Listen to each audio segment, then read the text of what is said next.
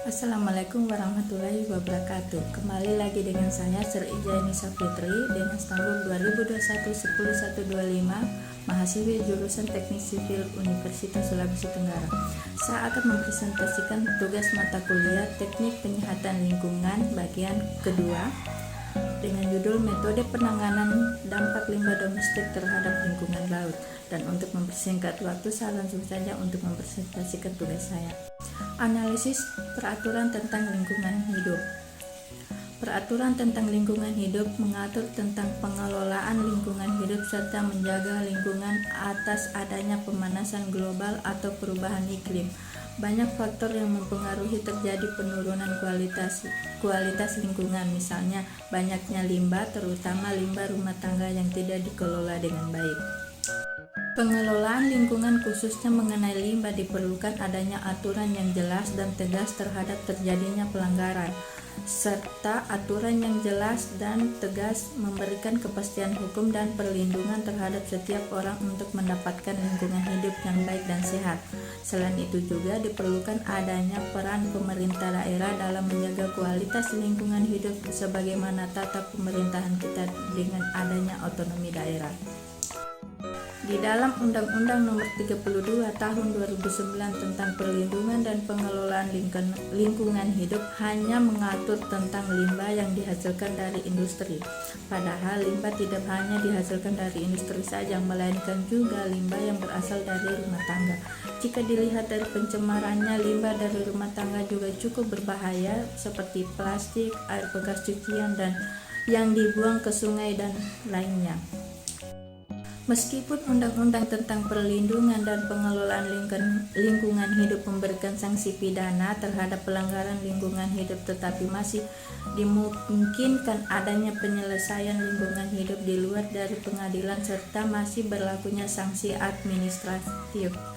Hal ini memberikan kemudahan terhadap pelaku pencemaran lingkungan hidup dengan melakukan pelanggaran karena sebelum sampai dituntut secara pidana hanya diberikan sanksi administrasi atau bahkan penyelesaian terhadap sengketa lingkungan hidup dilakukan di luar pengadilan dan hanya memberikan ganti rugi dan pemulihan lingkungan hidup.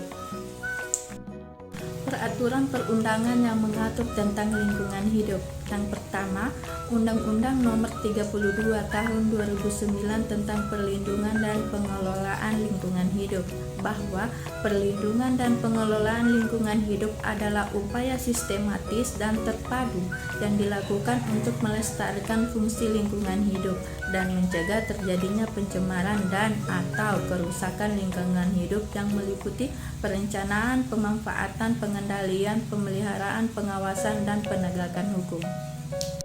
Kedua, Peraturan Pemerintah Nomor 82 Tahun 2001 tentang Pengelolaan Kualitas Air dan Pengendalian Pencemaran Lingkungan. Yang dimaksud dengan pencemaran air berdasarkan PP Nomor 32 Tahun 2021 adalah pencemaran air adalah masuknya atau dimasukkannya makhluk hidup, zat, energi, dan atau komponen lain ke dalam air oleh kegiatan manusia sehingga kualitas air turun sampai ke tingkat tertentu yang menyebabkan air tidak dapat berfungsi sesuai dengan peruntukannya. Yang ketiga, Peraturan Pemerintah Nomor 81 Tahun 2012 tentang Pengelolaan Sampah Rumah Tangga dan Sampah Sejenis Sampah Rumah Tangga. Dalam peraturan pemerintah ini yang dimaksud dengan 1. Sampah rumah tangga adalah sampah yang berasal dari kegiatan sehari-hari dalam rumah tangga yang tidak termasuk tinja dan sampah spesifik. 2. Sampah sejenis sampah rumah tangga adalah sampah rumah tangga yang berasal dari kawasan komersial, kawasan industri, kawasan khusus, fasilitas sosial, fasilitas umum, dan atau fasilitas lainnya. Yang ketiga, pengelolaan sampah adalah kegiatan yang sistematis, menyeluruh, dan berkesinambungan yang meliputi pengurangan dan penanganan sampah. Yang keempat, sumber sampah adalah asal timbulan sampah. Yang kelima, produsen adalah pelaku usaha yang memproduksi barang yang menggunakan kemasan, mendistribusikan barang yang menggunakan kemasan dan berasal dari impor, atau menjual barang dengan menggunakan wadah yang tidak dapat atau sulit terurai oleh proses alam. Yang keenam, tempat penampungan sementara yang selanjutnya disingkat TPS adalah tempat sebelum sampah diangkut ke tempat pendauran ulang, pengolahan dan atau tempat pengolahan sampah terpadu. Yang ketujuh, tempat pengolahan sampah dengan prinsip 3R, reduce, reuse, dan recycle yang selanjutnya disebut TPS 3R adalah tempat dilaksanakannya kegiatan pengumpulan, pemilahan, penggunaan ulang, dan pendauran ulang skala kawasan.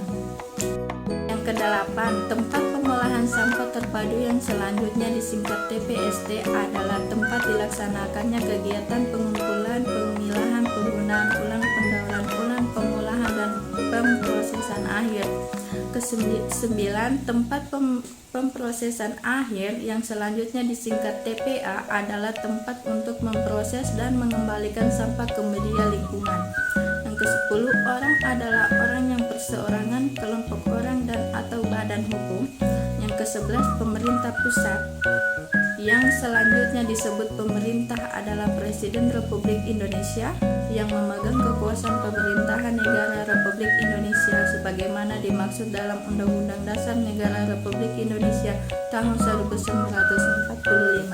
Yang ke-12, pemerintah daerah adalah gubernur, bupati, atau wali kota dan perangkat daerah sebagai unsur penyelenggara pemerintahan daerah.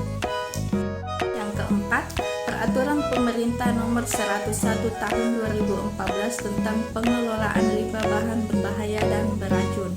Dalam Peraturan Pemerintah Nomor 101 Tahun 2014 ini terdapat pada pasal 1 ayat 1 sampai 11 sebagaimana berikut. Yang pertama, limbah adalah bahan sisa pada suatu kegiatan dan atau proses produksi. Yang kedua, limbah bahan berbahaya dan beracun disingkat limbah B3 adalah setiap limbah yang mengandung bahan berbahaya dan atau beracun yang karena sifat dan atau konsentrasinya dan atau jumlahnya baik secara langsung maupun tidak langsung dapat merusak dan atau mencemarkan lingkungan dan atau dapat membahayakan kesehatan manusia. Yang ketiga, pengelolaan limbah B3 adalah rangkaian kegiatan yang mencakup penyimpanan, pengumpulan, pengangkutan, pemanfaatan, pengolahan limbah B3 termasuk penimbunan hasil pengolahan tersebut. Yang keempat, penghasil limbah B3 adalah badan usaha yang menghasilkan limbah B3 dan menyimpan sementara limbah tersebut di dalam lokasi kegiatannya sebelum limbah B3 tersebut diserahkan kepada pengumpul atau pengolah limbah B3. Yang kelima, pemanfaat limbah B3 adalah badan usaha yang melakukan kegiatan pemanfaatan atas limbah B3. Yang keenam, pemanfaatan limbah B3 adalah suatu proses daur ulang dan atau perolehan kembali dan atau penggunaan kembali yang mengubah limbah B3 menjadi suatu produk mempunyai nilai ekonomis. Yang ketujuh, pengumpul limbah B3 adalah badan usaha yang melakukan kegiatan pengumpulan limbah B3 dari penghasil dan pemanfaat limbah B3 dengan maksud penyimpan sementara sebelum diberikan kepada pengolah limbah B3. Yang kedelapan, pengolah limbah B3 adalah badan usaha yang mengoperasikan sarana pengolahan limbah B3 termasuk penimbunan akhir hasil pengolahannya. Yang kesembilan, pengolahan limbah B3 adalah proses untuk mengubah karakteristik dan komposisi limbah B3 menjadi tidak berbahaya dan atau tidak beracun. 10. Pengangkut limbah B3 adalah badan usaha yang melakukan kegiatan pengangkutan limbah B3. Yang 11, pengangkutan limbah B3 adalah suatu proses pemindahan limbah B3 dari penghasil ke pemanfaat dan atau ke pengumpul dan atau ke pengolah limbah B3 termasuk tempat penimbunan akhir dan dengan menggunakan alat pengangkut. Yang kelima, Peraturan Menteri Negara Lingkungan Hidup Nomor 13 Tahun 2012 tentang pedoman pelaksanaan reduce, reuse, dan recycle melalui bank sampah. Dalam peraturan menteri ini yang dimaksud dengan 1. Kegiatan reduce, reuse, dan recycle atau batasi sampah, guna ulang sampah dan daur ulang sampah yang selanjutnya disebut kegiatan 3R adalah segala aktivitas yang mampu mengurangi